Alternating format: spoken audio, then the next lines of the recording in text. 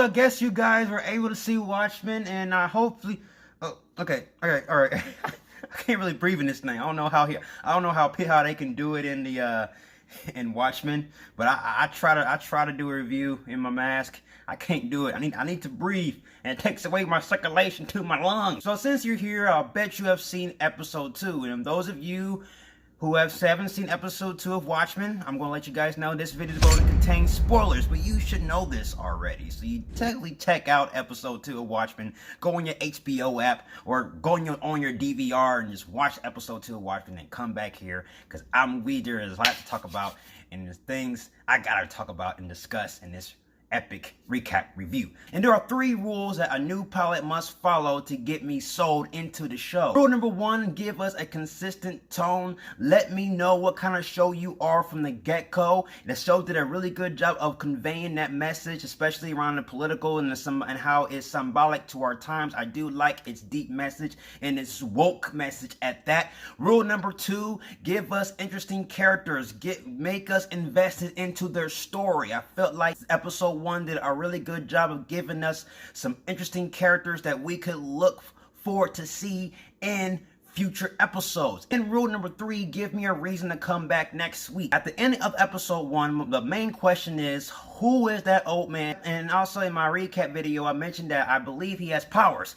And I called it. This man is literally the grandpa, the grandfather of Sister Night, and he has like a psychic ability that can manipulate a person's mind or something like that. And also he has psychic powers that can move objects, but we haven't really seen him do these abilities on screen. The fact of the matter is that this is the grandfather of Sister Night, Regina King's character, and I'm just like, okay, does Sister Night have like a hidden ability?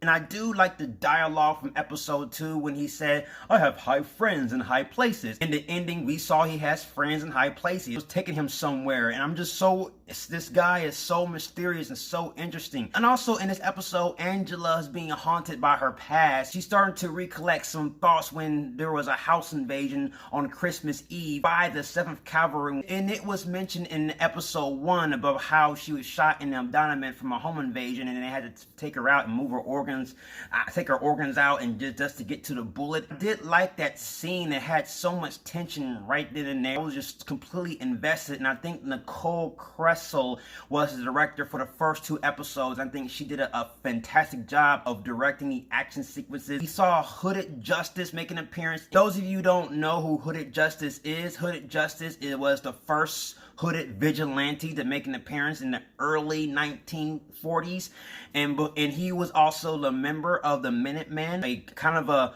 vigilante group before the Watchmen was developed back in the graphic novel. We saw him stop a robbery, and I just like the slow-mo, and during that action sequence, sort of remind me of Zack Snyder's style, and that's how Zack Snyder usually directs his action sequences, using a little bit of a slow-mo in some of the action sequences, so therefore you can get every single detail of the fight choreography and the movement of the character. I feel like this episode was pretty much straightforward, revolving around this message, especially in the beginning. Why should we invade Germany when the Germans actually accept us for who we are? There's actually lots of businessmen who are colored and living in Germany at that time, and that was like a complete woke message, and I'm just like, wow. And that's one of the huge criticisms of this show, that it's too political, it's having too many symbolic themes. I don't think so. I just feel like it's dishing out information that usually the world doesn't want you to know. It's delivering a message that the people need to hear, that people need to heed, and the truth hurts. All this is symbolic to our times, and that's something that we are dealing with as of today. Throughout this episode, there is like a few little small little hints of Dr. Manhattan in this episode as well, and I'm just trying to figure out when is Dr. Manhattan going to make an appearance, because they're mentioning him a lot, because the old guy was saying, maybe I'm Dr. Manhattan. More likely he's going to make an appearance like in a season finale. That's probably where I project he will make an appearance. Talk about Ozymandias. I just feel like this man is either bored with his life, or he's just planning something. He has clones in his in his giant mansion. He killed one of the clones and he didn't show much emotion, and the other clones didn't show much emotion as well. They all were emotionless. So yes, obviously I feel like Ozymandias is plotting something. I'm so intrigued of what he has to do with the narrative of this whole entire season at that. So I'm just like, Angela found out the truth revolving around Judge Crawford in this episode. She found out that he literally has a demon in his closet, a KKK costume. He literally in his closet behind a wall, and she's able to find that. Now, she was skeptical at first, thinking that the old man would either was trying to frame him. The way Angela looked at Judge Crawford, she sees him as a good man, you know, a man that was by her side during her, when she was wounded.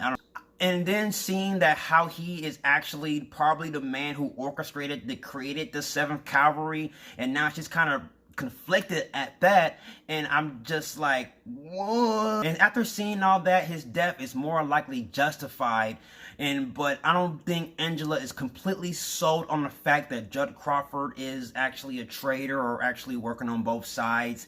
I don't think she's completely sold on that, because she was going to turn her grandfather in. I did like the performances from Tim Blake Nelson's character, Glass.